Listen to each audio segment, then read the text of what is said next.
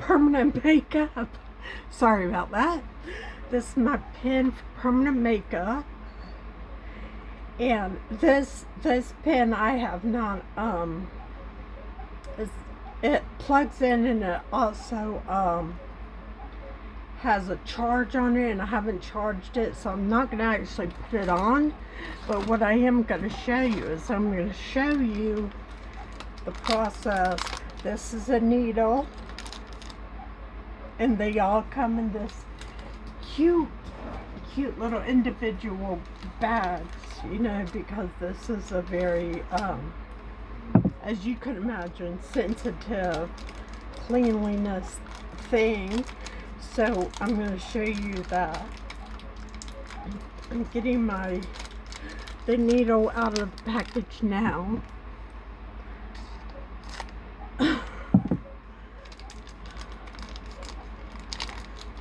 Okay. So now we got a needle. If you can see against my polka dotted, what it looks like all by itself. And this is a plunger that you see the needle coming out. Watch. See the needle coming out? And then I get my pen and stick my needle in there, snap it, some twist it, and then I would cut my machine on, usually a button up here, and it would vibrate real quick, and that's whenever I would have my ring on. Let me show you that. I would have my little, ooh, I didn't do it. These damn fairies floating around here. Okay. So see, we have my little ring that has the cup, and I will put my ring on my finger that has a cup, and I would get my paint, maybe black. This is special permanent makeup paint, and I would put it in the cup, turn my machine on, and it vibrates, and I would stick the needle in the paint like that, and it will automatically suck up enough paint for me to use. I pause for a couple seconds for it to get up a little bit. Then I would put on the face and do the things I have to do.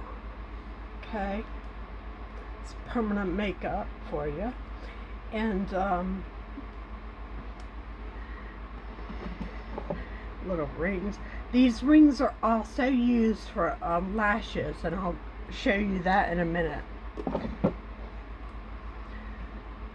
Now I'm gonna tidy put my we haven't used this, and I will probably do something to myself later on tonight, because I always, whenever I have my stuff, the stuff in my hand, it's very hard for me to stop.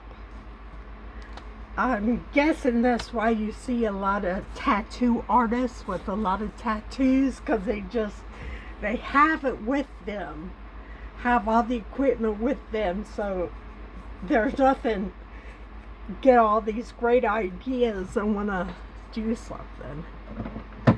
So yeah, but in the process of doing permanent makeup, I would do certain steps, which I would have a tube of Novocaine for the person, for pain to numbs the area that I'm going to work on, so it's not so painful. But I don't see it right now. But it's just a little tube, and I'll put it on there, for example, if I'm doing someone's eyebrow, I would put the stuff on there, take plastic out,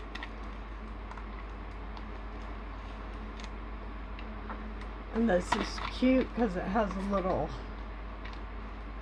saw thing, and then I would put the plastic over the Novocaine. And what that plastic does is it keeps the air out and it allows that Novocaine to penetrate further and better and stronger. That's why see people using this, and I like the ones that comes with little razor strips. Some of them do not, and I find that strange. Well, not strange, it's just they're light little things, you know. I'm surprised not every brand comes with them,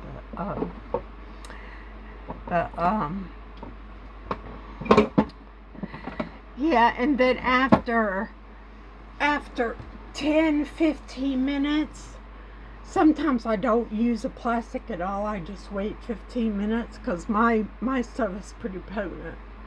But if I were using the stuff, I would wait about 15 minutes, take the plastic off, and then do my thing.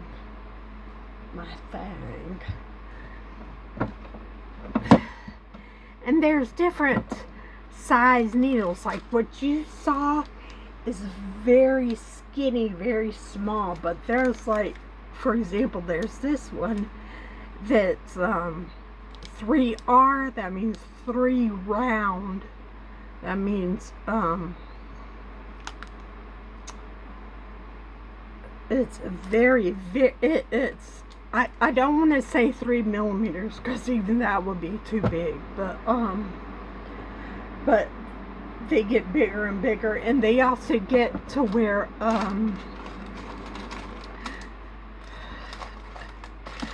me show you if I do not have one with me, but there's like some that would say 3F instead of 3R, and that stands for flat. That means there's 3 of them and a flat line. Those are great for shading, making shades. Like if you can see my eyeshadow, it has a little bit of shading quality to it.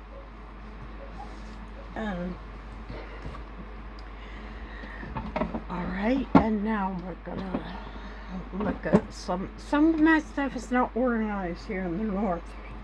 I'm in my North Charleston office where I also sell online. This is my residential office, and I just opened this office, so a lot of my stuff is still at the Mt.Pleasant office, which I also offer appointments at. But I will show you whenever I do lash extensions. These are some of the types of tweezers I use. If I can, there we go. See how that's shaped? And you could go like this if you feel comfortable, or you can go like that if you feel comfortable. There are all sorts of them, and again, I have a bunch of them. My favorites are at my Mt.Pleasant, again, because I'm just opening, just getting organized for my North Charleston. Also my mirror, I have a mirror because the person's in front of me on my bed, and I doing the lashes, you know, and sometimes I want to take this mirror and, like a dentist does, I want to go there and make sure I'm doing a good job. Okay, make sure that looks normal and stuff from that perspective. So these little mirrors are nice. And I also have for my lashes are these are scissors, tiny little scissors. And what they're for is they're for, let's say, I mean, they're more than me making a mistake, but for example, whenever I make a mistake and I put a lash too close to another lash too quickly and the glue sticks them together, I have to go in and insert my little scissors and cut those apart, make an incision, because they're on glue and that glue is super bonded and I don't just want to take it off. And if I can solve it by slipping scissors in between them and cutting them so they separate, that's good. If that would happen to a clump of them, I would get my my glue remover, my lash glue remover, and put it right on that area with a Q-tip, and then wait the allotted time, 10-15 minutes, and then slide them off and clean that area up and go back to what I was doing. This right here is this is also for the lash. This is for the beginning. This is before I actually put lashes on my clients. This is called Bonder. It works somewhat like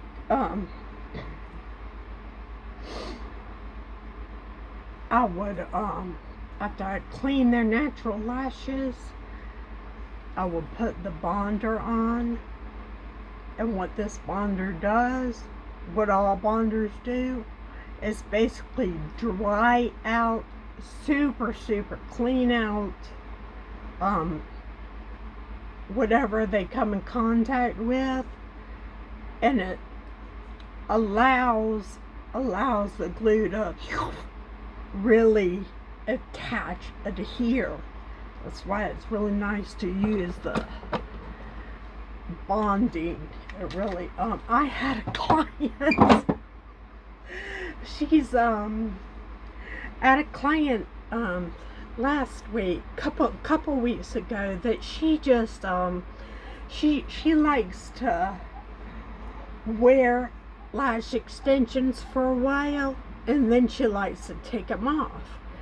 I don't know what product she uses. I'm guessing she usually uses an inexpensive ungluing bonding thing.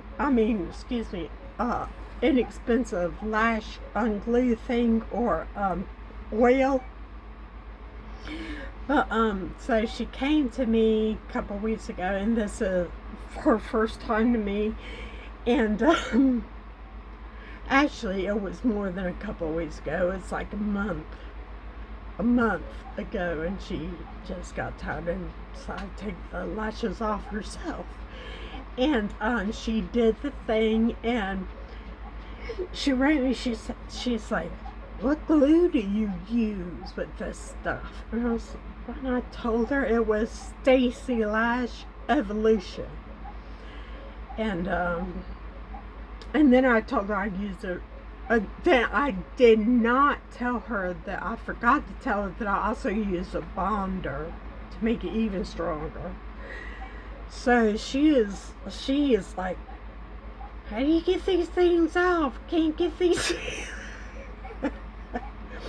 Because the glue was so strong, and like I said, what she had was a typical low base store lash remover, or she was using oil to get them off. And I was like, no, with it, I'm thinking, okay, because this is extra bonding glue to begin with. The Stacy Lash Evolution is strong hold to begin with. Plus, I used the bonder beforehand to make it even more. So, whenever you counter that your lash extensions aren't coming off as easily, what you need to do is you need to leave that lash remover on double, maybe triple the time. See, it may tell you put this stuff on for 5 minutes and take it off, and that may have worked in the past, but with the extra bonding glue, you might want to leave it on there for 15 minutes and try to take some off like that. Oil, gosh, you probably would be there all night with the oil, because it doesn't have, you can try conditioner. That might burn. Of course, the lash remover would burn too, because conditioner has something in it that will help break down that glue. It helps loosen hair extensions that have been glued into the head as well. It helps to loosen those. So yeah, what I would use these rings to put my glue in for my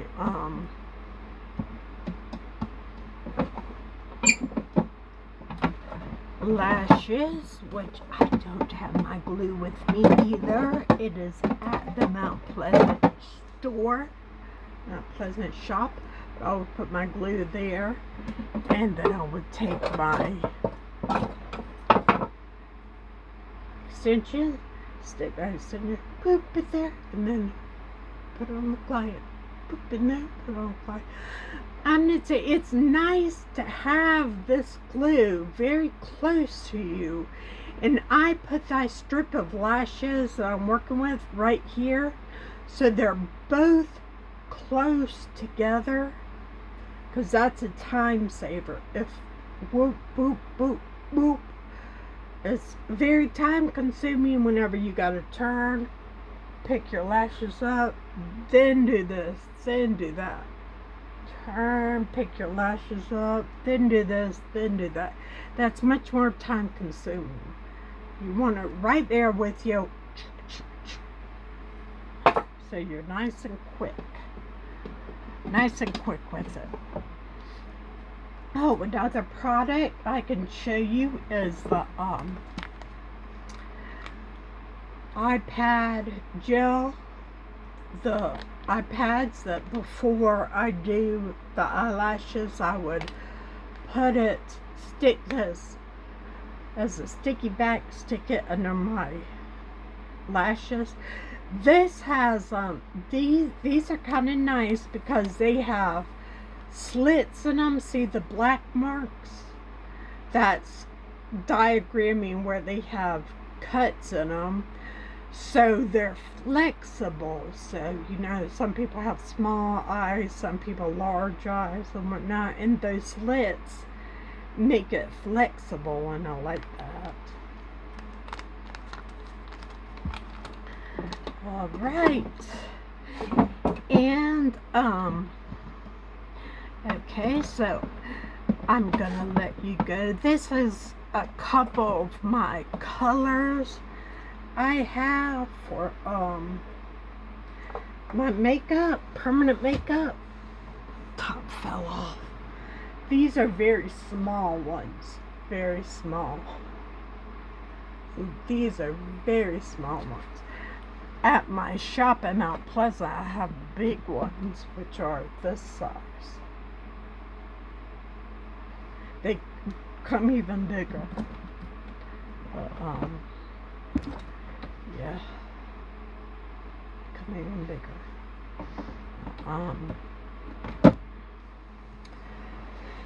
So, I'm gonna let you guys go. I hope you enjoyed that. And again, let me say, do a shout out of selling online. I have multiple e-commerce sites I sell on, like I sell on Poshmark, Depop, McCurry, Vinted, and eBay. I sell on all of them, and I've been doing that for over 20 years, and I'm also a cosmetologist, esthetician over 20 years, so I wear a lot of hats. But yeah, it's all good, all fun. So you guys, you take care, have a good one, and I'll talk to you later.